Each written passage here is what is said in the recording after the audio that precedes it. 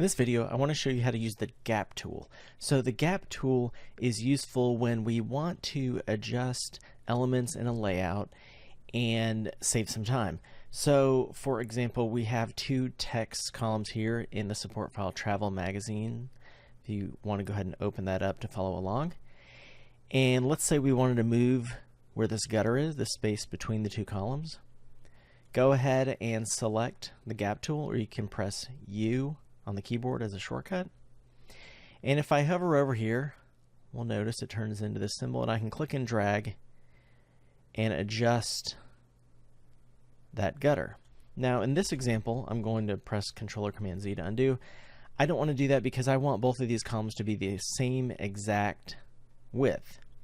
But that can come in handy when we are wanting to adjust space between shapes, photos, text columns, and so on, because otherwise we would need to click this text frame, click and drag the edge of it to resize, click this, click and drag the other side, and click this one over, and we would want to make sure the gutter is the same width that we had previously, but to save time we can use the gap tool.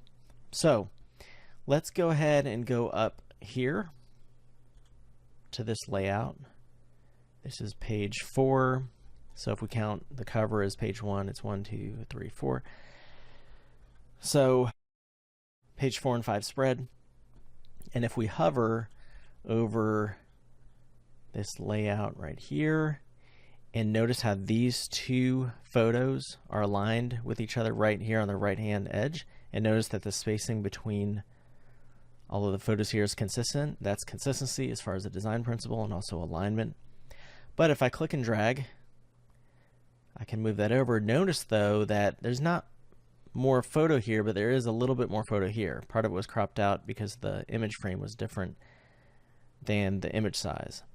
So how can we adjust that? Well, what we can do is either right click over a photo after we select it with the selection tool and go to fitting and then frame fitting options and make sure auto fit is selected and click OK.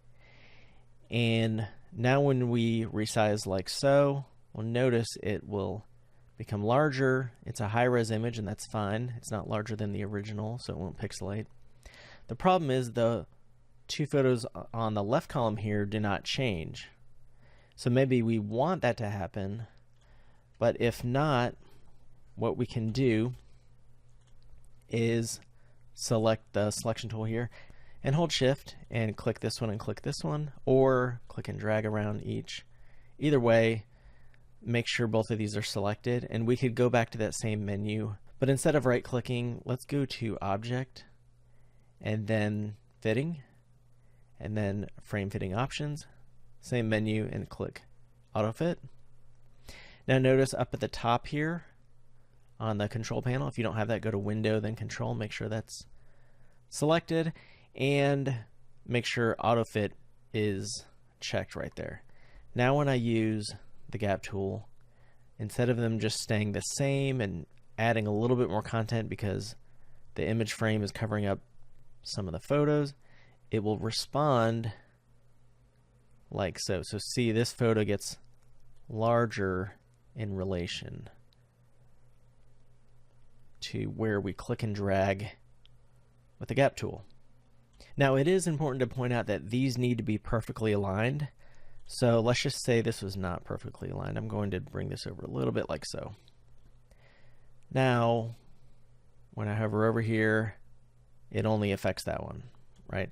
So they do need to be aligned there so that they will move together. We can also do this vertically. So with the gap tool right here, we can click and drag and adjust that as well. And if we click and drag and hold shift, it will only affect that one that I'm next to, as well as this one, of course. So it has the same effect as if they weren't aligned. So these are both aligned, and I don't hold shift, and they both move. But if I hold shift, I can just adjust one of them as far as on the left-hand side. So that's a keyboard shortcut. I'm going to press Control or Command Z. So if you press Control on the PC or Command on the Mac and click and drag, that will make that area larger or smaller. All right. And then if you press Alt on the PC or Option on the Mac, it will just move them left and right, or up and down like so, instead of having to select them with the selection tool and then clicking and dragging the photos. So practice with the gap tool. It is helpful when we want to quickly adjust gutters between content. Like for example, over here, we can adjust this text frame that is above this photo. It does run off the edge of the text frame there, so we would want to flow that elsewhere in the layout or the next page. But it can work with shapes like this as well as photos and text frames. And it just saves time instead of having to use the selection tool and adjusting the size of this by clicking and dragging the corner or the edges or the bottom, left and right and top, and moving them all around. We can maintain consistent spacing in between if we just use the gap tool, if we have already set that up in terms of having a consistent space between these elements. So that is the gap tool. I hope that's helpful in terms of showing you another tool in InDesign that is useful and can help us save time when we want to adjust editorial layouts. Thanks. Hey there, would you like to learn valuable skills in editorial design using the popular industry standard publication layout program InDesign?